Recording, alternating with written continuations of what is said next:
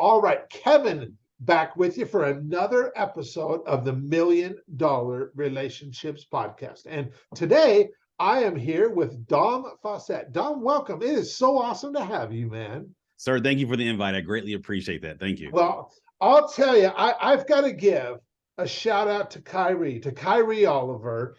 He was the one that connected you and I. And what's so beautiful about that is, I'll just speak for myself in my relationship with Kyrie. I absolutely love that guy. I love the way he shows up. I love the way he just is. I love the way he speaks what he believes and makes no apologies for that. And he's become somebody that I've just really come to appreciate in my life over the last couple of years. And so when he was like, Kevin, you really should interview Dom for your podcast, I'm like, I am all in. And so, and what's really cool, Dom, is when you and I have this mutual friend in Kyrie, you and I, even though this is the first time you and I have ever spoke, but yet It feels like we've known each other for years. You know? That's the power of relationships, right? The power of relationships. Exactly. And so what I'd like to do is just kind of start off. I'd like to turn it over to you, and we'll be able to set a little bit of context here. So you can share a little bit about what you do, who you serve, what inspires you most about the work that you do. And we'll just kind of start there, Dom. All right, sounds good. First, kudos to Kyrie. I can let everybody know my wife and I and son have had dinner at his house a handful of times. So the same way he is online is the exact same way he is in person. So that's something I definitely respect about Kyrie and people like that, which seems like today is far and few between. But I digress. My name is Dom Faussette. I am prior military. I'm an ex-cop. Spent about 15 years in the corporate leadership development space, and I'm a coach. I'm an executive coach and speaker. I'd say that's what I do at night. Not really at night, but throughout the day. I own a medical facility with my siblings. I have 3 siblings, Summer, Nicholas, and Jacob.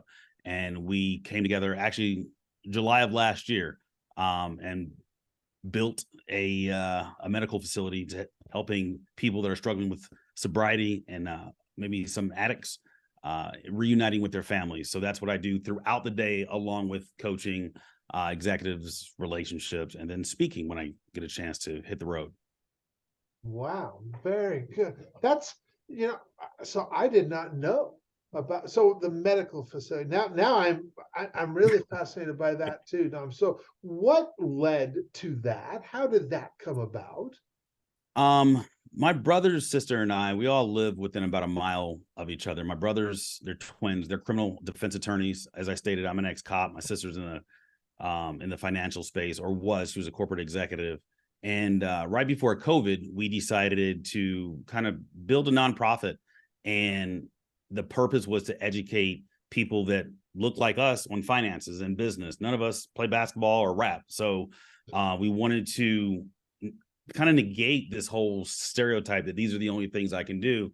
And going to these schools and some junior colleges and other organizations, showing kids that look like us or kids in the low to moderate income space that there's all kind of things that you can do. Like I said, I'm an ex-cop and prior military. I've worked in the corporate space. I'm self-employed now. My sister has done her thing. All of us are successful. We didn't start out this way. We grew up in the low to moderate income environment, Section 8, but we were able to, through a lot of pushing and a lot of determination, create what we've created. COVID hit, so we were no longer able to go to these schools. We decided to find a way to turn it profitable. So we have Feed Corp and then Feed Corporation. One's nonprofit, one's the for-profit. Okay. And with my brothers doing what they do as criminal defense attorneys, seeing what happens to people that struggle with addiction and how they lose their families, with the experience that I've had as, in law enforcement, seeing really in the trenches what people deal with, what kids have to deal with. And then with my sister in the financial space, as she did volunteer events and was able to provide millions of dollars to the low to moderate income space, we kind of put our powers together and built this from the ground up. Now, there are other people doing it, yes, but We knew some people that were doing it, and we hired the right people to help us, take our vision and make it a thing. And we've been very successful in what we've built over the last year. And what are we looking at, about 25, 27 employees now? So, and we're going to duplicate this model. So it's great. What I love about coaching, I say that's good work. Coaching and speaking is good work. What I get to do at Feed Corporation as a founder, I call it God's work. Being able to impact people that I naturally would not have access to because I don't run in those circles. And at the end of the day, when you see a mom and dad, or mom or dad, get their life together and then get their kids back because they were taken away, like I could do this for the rest of my life. Yeah. I knew, and that's what I appreciate you sharing that, Dom, because I knew that there was an impact piece there that was really driving that whole thing, that you want to make a difference in the world and stuff. And it's interesting because for entrepreneurs, when we start something out, I mean, heck, when I started my very first business back in 1997, which was a carpet cleaning and restoration company, I'd like to say that I had this, really big thing, but you know what?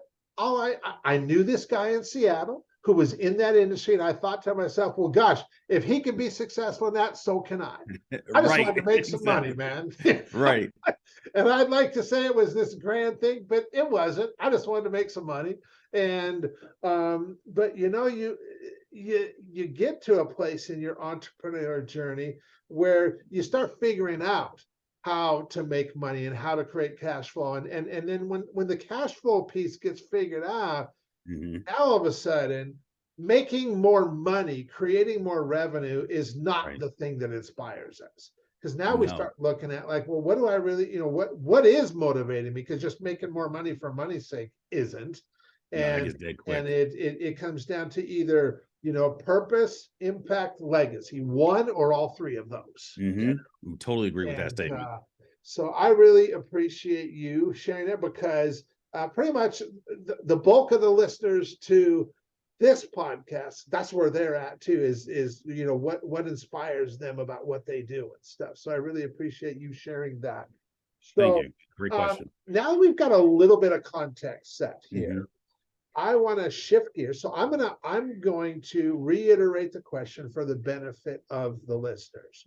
So Dom, have you ever been introduced to a person or persons that completely changed the course of your life or your business, so much so that much of what you have today would not be possible if not for this person or persons? And Dom, I'm just really excited to hear your story and your experience around this topic of relationships. I like it. Great question. Great topic as well. I've never been asked that, but I'm a believer. And when I left law enforcement and military, I was in a real dark space, and I was reintroduced to building a relationship with Christ. That started my journey. Shortly thereafter, the mantra that I adopted just kind of came to me was change one life every day for the rest of your life. And as I was doing this, simple stuff at the grocery store, change the clerk's not smiling, talk to her, right? Get her to smile. That's changing a life. The more I did these little things, the less I spent on myself thinking about what I've gone through, right? And I became a better person. I became a person that I was proud of. And I started building a relationship with myself. At the time I was single, and I would things like go to Puerto Rico and go surfing, or go to the movies by myself, or go to dinner by myself. I became very secure with building a relationship with Dom Faussette. And what that did for me, because at the time that I was struggling with this, as people might call it, PTS, I made decent money in the corporate space, but I would come home and I would sleep in my closet, sleep on the floor with a Glock 26 under my pillow, a Benelli shotgun at the door, because that was a space I could control, because I needed to control all of my environments. So I'd go to work with a smile on my face, and I'd come home and sit in this dark apartment, and just that would be my routine. And the more I started helping people in the corporate space, I used to help people do their interviews, do the interview coaching. I didn't know anything about coaching or people getting paid to speak. I knew the struggles that I had, and I knew the benefit of being validated by the work that you do and showing up to work on time and being a happy face, if you will, right? A non-complainer at work. I wanted people to like, bro, let go of your problems. There's other people that have these problems. They could be your employees. Like, you don't really ever know what your employees are going through. So don't show up with an attitude. I was just that guy because I felt I had this new lease on life. So I built a relationship with myself, and in doing so, I was able to build relationships with other people at this stage of my life. This was 8 years ago. Okay. Avid downhill skateboarder. So unfortunately, at 37, skateboarders are probably less than half your age. So I'm around all these skaters, 19 and below. And the relationships that I had with them, they actually looked up to me, and they would ask me questions that they couldn't ask their parents. I'm their parents' age. And I would show up and we would just do, it's called bombing hills. So I build relationships with these individuals. And one thing I know about skaters is they don't give up. They may not be the most productive in society, right? As a whole, as a negative stereotype. But when it comes to the sport, I think most athletes, they're very dialed in and they don't give up. So my relationship with them led me to having even a better relationship with myself and having this don't give up. And these guys break bones doing tricks. I'm out on that one, but I saw something there. And this is where think, react, lead, as you can see over my right shoulder, which is think as an executive, react like a soldier, and lead in everything that you do. So I took a culmination of my life at that point and created yet another mantra that I could live by. And shortly thereafter, I met my wife. My wife has been the primary physical source of inspiration in my life. And when I met her, I had no desires of like getting remarried. She's a very educated woman. It was a quick conversation. I wanted to introduce her to people I knew in the Hispanic community that she could help develop because I saw some talent in her. She was an executive in the corporate space at the time as well. And we just became friends. Shortly thereafter, I was in the middle of about to buy my first motorcycle. And I think we dated like about a week or two after we met. And one thing she did, which kind of threw me through a loop, was I made a comment. I said, "You're going to look hot on the back of my bike." She said, "I'll never ride on the back of a man's bike. I'll buy my own." And she bought a Ducati. I bought a Ducati that day as well. And we've been riding and tracking since that day. The reason the relationship was beneficial to me, not because we got married, is because it was the first time in my life that somebody outside of my family could love me for everything that I've done and everything that I've been through up to this point of my mid-30s. And she taught me to trust people. You can imagine prior military ex-cop might have a lack of trust in individuals, right? It just kind of goes with, not for all cops and veterans, but a lot of the guys and gals I know, Sure. you don't naturally trust. She taught me how to trust because she trusted me first. And after that, I hadn't been a speaker yet, but about a year after that is when I started to speak. And a buddy of mine, we call him Sly. Sylvania Herod is his name. We became good friends. We met once, but we became friends on social media. He introduces this guy to me through Messenger, just like Kyrie introduced you to me. And at the time I'm riding motorcycles, my book had already launched, Think, React, Lead, When Success and Accomplishments Aren't Enough. And he introduces me to this other guy who rides Ducatis.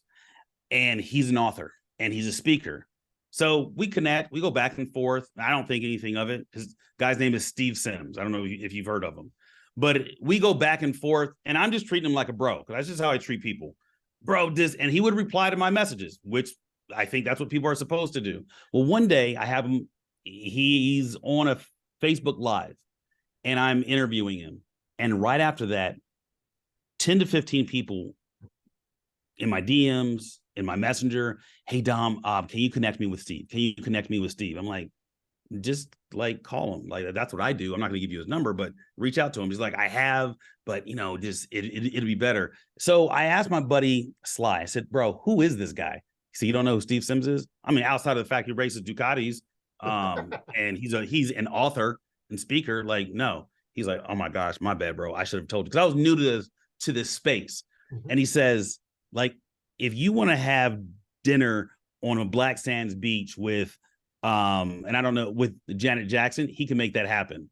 I was like, oh, okay. So long story short, we maintained a friendship. We've gone to racetracks together. I just bought a motorcycle, so I texted him the other day. We're going back and forth, me, him, and his son, and he's become a good friend in my wife's life as well. After I met him, I met this guy at a speaking engagement. Shoot, I cannot remember his name. It's a French name, and he made one statement, and I think this statement alone changed my life. I got to find his name, but it was after my first out-of-town speaking engagement. So nobody knew who Dom Faussette was, and most people probably now don't. But at the time, nobody knew. I had like 700 followers on Instagram. And I show up at this event, kill it. And afterwards, people are coming up to me, we're exchanging contact information. Like I was on a high. I'm like, cool, I've never felt this before. I feel like a rock star. He comes to me and he says, no matter what happens, bro, people, you're going to call them, they may not call you back. You're going to text people, they may not text you back. You're new to this industry, just be cool. That's it. And he walked off. But that, when I get to in the beginning, when I got to a space of like, Texas guy never called me back, dude, just be cool. Or I called this person, they didn't call me back. Or they said they were going to pay me to speak because there'd be 1,500 people here. I get here, there's 50 and they can't pay me. Dude, just be cool. Just being cool has built more than just relationships for me in my life. It's built friendships.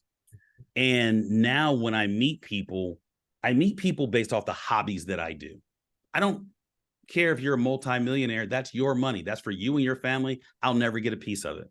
But if you also off-road, yeah, we can connect there. If you race motorcycles or vehicles, or you like to fly, we can connect there. If you scuba dive or skydive, we can connect there. Those are things I do. And it was that tidbit of short information changed the trajectory of my life as a speaker and coach, because I leveraged Instagram pretty heavily at the time because I didn't have the corporation that I have now, that I don't need to be on social media as often. I met Kyrie, and I'm bringing Kyrie up. It's been interesting to see how he navigates that younger audience. So I've learned things about the younger audience and navigating that space. We met in a cafe 5 years ago, 5-6 years ago. Okay. And we've become good friends since then. And I would say after that, I've just met a lot of people along the way that have added positive ripples in my life that have allowed me or helped or assisted me in creating big waves in other people's lives. Yeah. Wow. That, I know it's a lot. no, that's good. And like, I didn't research deep enough to know that you and Steve were close friends and stuff, which is, I'm close friends with Steve too. And I got all kinds of dirt on Steve. So I don't know if we're close yet, but we are definitely good enough to where I can reach out to him about bike stuff. Yeah. And we have a good relationship. He's good friends with my wife. I say good friends. We have good relationships around our immediate family, which I greatly appreciate. Yeah. Well, and I love that, that simple advice that Steve gave you, but yet it's so powerful. Just be cool, man. Just be cool. Steve didn't give me that information. I have to find the guy's name, but it's a French name. But it's just another guy that I met at a conference. Gotcha. Okay. Well, either way, man, that's good advice right there. Great advice. And you're right, because people, especially entrepreneurs, they got a gazillion things going at once. Sure do. And I've long joked about, if everybody would just do stuff on my schedule, it'd make things so much easier. The world would be great. But that's not the way shit works. Nope. Unfortunately, it does not. Lessons learned there. And But the whole thing of be cool, and treat others the way we would like to be treated, and all these kind of things. It's just it comes back around, and people remember how they feel when they're around us. They will always remember that, and that is some powerful stuff right there. So looking at these relationships and stuff, Mhm. the skaters, you mentioned Sly, you mentioned Steve, you mentioned your wife. If you look at any of these relationships, Yeah. and I'm sure you could come up with lots of examples. I just want you to narrow it down to one. Yeah, of But course. if you look at, where you were able to make a massive impact, a really big impact, where you also know hands down that would have never happened if not for my relationship with whoever that was. And I want what comes up for you when you think about a question like that. Not to get dark, but I would be dead if it wasn't for a relationship with my wife. Okay, all right. Um, and then I think if it wasn't for my relationship with Steve Sims, my brand wouldn't be where it's at. Now my brand got started because of my relationship with a guy named Henry Kaminsky. He was my branding coach for about a year, and we just Okay. became friends after that out of Jersey. But being able to leverage my activities and have I don't really care what you think about me. I care more about what you think about you. That's more of a Steve Sims approach. Watching him and then knowing that I can do this for a long time. Steve's probably 10 years older than I am, give or take. So it's my relationship with him. He's a very natural person, just like Kyrie, very natural individual. So being able to go to his events and being part of I'm gonna use the word inner circle, has allowed me to just get very comfortable with where I'm at in life. Um, there is one guy that I would say changed me internally, not a coach. I was introduced to him at a conference by a guy named Jason Cisneros, who I'm real good friends with, who just had his wedding. But there's a guy named Pastor Rudy. Okay. He's a prior Marine, Special Forces. And one of the things that I struggled with was feeling violent internally. And I asked him, middle of the conference, stood up, got the microphone. I said, how do you manage violence? How do you get rid of it? And his response to me was, you don't get rid of it. You were built that way. Just find times that you're not going to exude it. And there might be times in your life that you will, but don't get rid of it. And that, it opened my mind to a level of happiness that I've never experienced. I've never drank, never done drugs. So I've always been in control of my body. I've always wanted to be. And when he said that to me, it's almost like he gave me permission to be okay with being a warrior, where I was trying to be a people pleaser. I would say outside of the be cool, and these are real simple tidbits that I've just latched onto. Outside of the be cool, the next phase was getting comfortable with being violent by Pastor Rudy. That it made me a better husband. It made me a better, leader, a better founder of a company, a better employer. It made me a better father. And it made me even more comfortable with who I am as an individual, as a man. Mm-hmm, mm-hmm. Yeah, yeah. And that's all you alluded to that before, too, that's always the first step, is not just being comfortable with who we are, but just really loving ourselves. Yeah. Because and I'm going to tell you, it took me most of my life to get to Right. that point. It's just I'm still working on it. yeah, totally. That to come to realize, you know what, Kev, you're a pretty damn awesome guy. It's pretty amazing being you. And most of my life I definitely did not feel that way. Mm, And yet, until we do feel that way, we can't truly right. love anybody else either. Mm-hmm. So And true. and that is like such a big thing, just being okay with us, and not just being okay with ourselves, but just really Mhm. loving ourselves, and Yeah. and understanding that we have a purpose here, and Dan Sullivan likes to call it unique ability, that we have a unique Mhm. ability that, when used effectively, can Correct. impact millions of people's lives, So true. if that's something that we are so inclined to do. And Mhm. so, yeah, man, I really appreciate you taking the time to have this conversation today, Dom. And for anybody listening and going, man, Kev, I really like Dom. I like who he is. I like the way he shows up. How can they find out more about what the work that you guys are doing?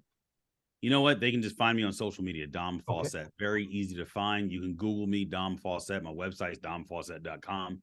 Everything is Dom Faussette. Nice and easy. Nice and easy. Well, Yes. very good. Dom, any last thing you feel compelled to share before we call it a wrap? Yeah, I want to say thank you very much for bringing me on your podcast, and the work that you do. Just as you've done some research on me, I in turn have done some research on you, because as you stated, we just met, but by way of an introduction, Yeah. via Kyrie. So the work that you do, I know you say it's simple, but the fact that you are close to 200 episodes in podcasting, where I see so many people start and stop, start and stop, and start and just quit. Um, it just says a lot about you and your character, taking time away from the world that you exist in to do this, with the goal of connecting other individuals.